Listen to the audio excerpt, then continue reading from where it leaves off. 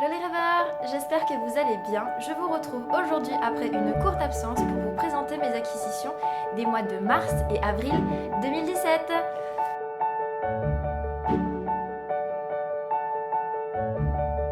Comme vous pourrez le remarquer, derrière moi le décor a changé. C'est tout simplement parce que j'ai déménagé, ce qui explique en partie mon absence du mois dernier. J'essaierai de vous faire bientôt un petit aperçu de tout ce qu'on peut voir, mais c'est pas pour tout de suite. Reprenons par rapport au book haul, j'ai 8 livres à vous présenter, un numérique, le reste en papier avec 2 emprunts. C'est parti! Commençons par le numérique comme d'habitude. J'ai eu la très grande chance et le très grand plaisir de recevoir le tome 4 de Rune de Vinrest d'Edna Walters. Un grand merci alors. Ce quatrième tome rejoint encore l'histoire de Rennes et Tourin, avec encore des aspects imaginaires très développés et assez sensuels pour la romance.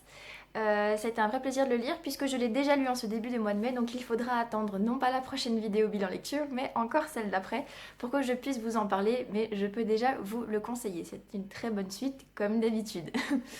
Ensuite, niveau papier et même niveau emprunt, mon meilleur ami est passé chez moi et a dû trouver que ma palle qui tourne autour des 20 exemplaires, mon grand dame et mon grand désespoir, ne devait pas être assez haute. Donc il m'a prêté les 2 tomes suivants de la saga L'Épouvanteur de Joseph Delaney chez Bayard Jeunesse. J'avais déjà lu le tome 1 et 2 et il m'a prêté les tomes 3 et 4. Donc je suis assez curieuse de voir ce qui va se passer. J'ai beaucoup apprécié les tomes précédents. Je ne suis pas trop effrayée. Et voilà, j'ai hâte de voir ce que ça peut donner parce que c'est des romans qui se lisent assez vite et qui sont au final assez prenants et assez intéressants, surtout dans l'imaginaire qui est développé.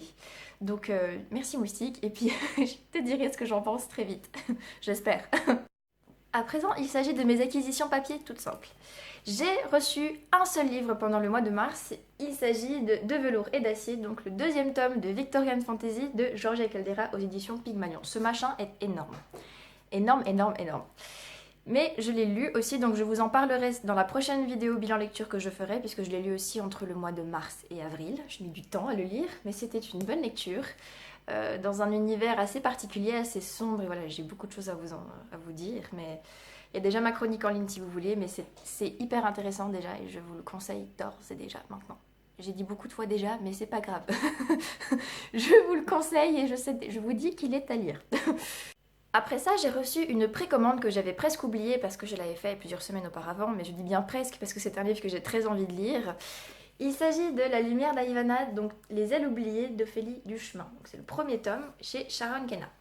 Alors, j'ai commandé ce livre parce que je connais Ophélie, je l'ai connue en tant que lectrice de mes propres romans. Elle m'a beaucoup soutenue et c'est à mon tour de la soutenir et j'ai très hâte de lire son histoire parce qu'elle promet beaucoup. Je vous avoue que j'ai déjà oublié le résumé parce que je veux vraiment me délecter de l'histoire jusqu'au bout avec toutes les surprises qu'il peut y avoir. Mais rien que la couverture qui est très belle, petit poke Méridiane que tu fais tellement du bon boulot, hein. Voilà, c'est une histoire je pense, qui promet beaucoup et j'ai vraiment très hâte de m'y plonger. Je vous le conseille déjà, même si je ne l'ai pas lu, parce que je pense que déjà ça vaut le détour. Voilà!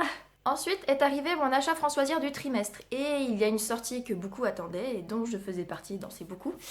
Il s'agit du tome 3 des Ailes d'Émeraude, donc L'île des secrets d'Alexiane de Lys dans la collection Nouvelle Plume. Alors j'ai très envie de lire cette suite et fin de la trilogie. Je veux des réponses, je veux cet humour qui est propre à Alexiane de Lys. Voilà, j'ai très hâte de pouvoir juste me plonger dedans. Voilà, je suis trop contente d'avoir ce tome 3 et j'espère qu'il sera à la hauteur des 2 premiers, mais je n'ai pas trop d'inquiétude à ce niveau-là. Voilà. Avant-dernier livre de la vidéo à vous présenter et il s'agit de ma lecture actuelle. J'ai reçu Miss Cyclone de Laurent Perrin aux éditions Calman Lévy. Alors, j'avoue, j'ai beaucoup apprécié La drôle de vie de Zelda Zong de Laurence Perrin et j'ai la chance de pouvoir lire maintenant Miss Cyclone. Je me demande ce que ça va donner parce que c'est pas tout à fait la même histoire, mais je sais que Laurence Perrin écrit très bien et je pense que son histoire va être très intéressante à lire. Donc pour l'instant, j'en suis à 15 pages, je peux pas en dire grand chose. Mais j'ai hâte de pouvoir vous en parler déjà à l'écrit, puisque vous aurez ma chronique à l'écrit normalement avant d'avoir la vidéo. Mais voilà, je suis juste très heureuse. Voilà, la couverture est super jolie et puis je pense que l'histoire va être psychologiquement très intéressante. Donc je vous en dis bientôt plus. Et Et enfin, dernier livre que j'ai à vous présenter, il s'agit de la seule acquisition que j'ai faite en allant au Salon du Livre de Genève. Parce que oui, j'ai fait un saut là-bas. J'ai eu la chance de rencontrer Georgia Caldera, qui est une auteure tellement choupinette, tellement gentille. Et ça m'a fait trop plaisir de la rencontrer. Et j'ai pu rencontrer aussi une auteure que j'ai lue il y a 10 ans en arrière et qui a fait beaucoup de chemin depuis et que j'avais très envie de lire aussi. Donc j'avais pas prévu de craquer, puis finalement si, voilà. J'ai craqué pour L'héritage des rois passeurs de Manon Fargueton aux éditions Milady. Brajlon, voilà.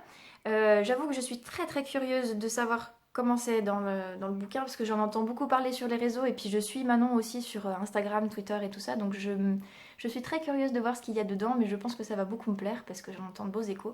Je l'espère fortement en tout cas. Mais voilà, comme vous pouvez le voir, j'ai aussi le petit marque-page qui est juste trop grand pour le livre. Petite frustration personnelle. Voilà, mais en attendant, j'ai très hâte et en plus de ça, mon exemplaire est dédicacé donc c'est juste un bonus, voilà, c'est juste super. Voilà, voilà. Et voilà, ce sera tout pour cette vidéo des acquisitions des mois de mars et avril 2017. Encore un grand merci à Georgia Caldera et Manon Fargueton pour leur gentillesse quand je suis allée les voir au Salon du Livre de Genève. Un grand merci à vous qui me suivez et qui avez eu la patience d'attendre jusqu'à maintenant pour avoir cette vidéo puisque je ne sais pas quand est-ce que j'arriverai à la publier. Il y a beaucoup de choses à faire ces temps-ci. Ça ira mieux dans quelques semaines. Mais voilà, n'hésitez pas à me dire ce que vous pensez de mes acquisitions, si vous avez déjà lu, si elles vous font envie. Voilà, je vous retrouve avec plaisir dans la prochaine vidéo et je vous dis à très très bientôt. Bonne lecture à vous et faites de doux rêves, qu'ils soient en mots ou non.